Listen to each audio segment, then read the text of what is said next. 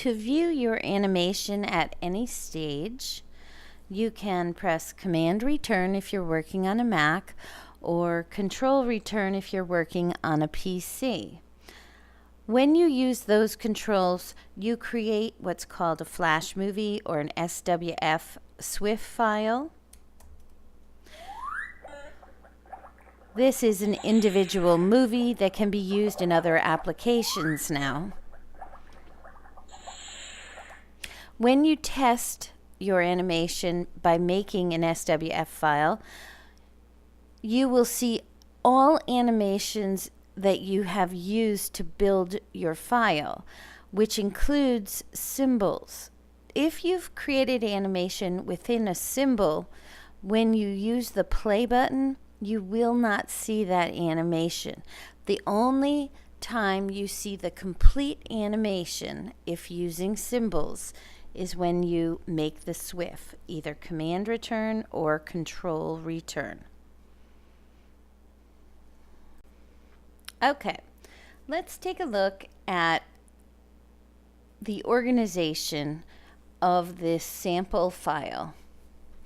So first of all, there's many parts to this animation. There's a background, there's these surfaces where the ball will impact, there's waves moving back and forth, there's water bubbles popping, there is a water pipe up here in the top left, and there will be water dripping out, which is where the ball comes from to begin.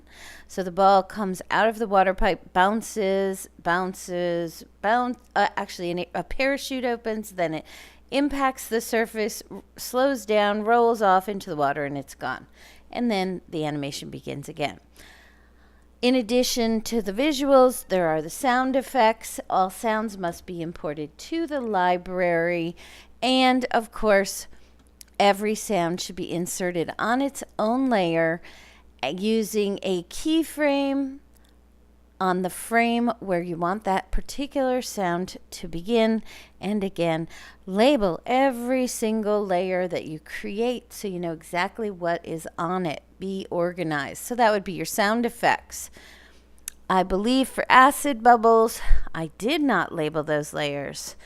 However, you can see as I click on the keyframes which bubbles they impact, but this is not ideal because I should be able to label these left to right or right to left so that I could easily select them. But again, I can click right on the keyframe and see them highlight down here on the stage.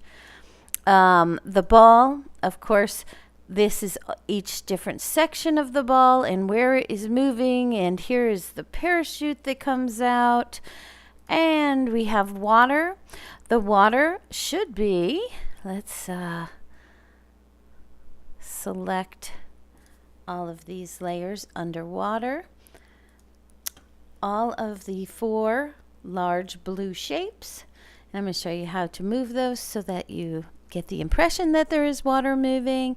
Floors are just these lines or surfaces the ball impacts, and of course the pipe with the water dripping from it, and all of these layers are labeled nicely and they come out of that pipe.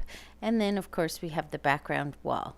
So I could turn them all off, and building from back to front, we have the background at the bottom, the pipe with the water dripping next, the floors, the water or waves, the ball itself is now appearing, the acid bubbles, and sound effects, which you can't see. And that is sort of the anatomy of the animation.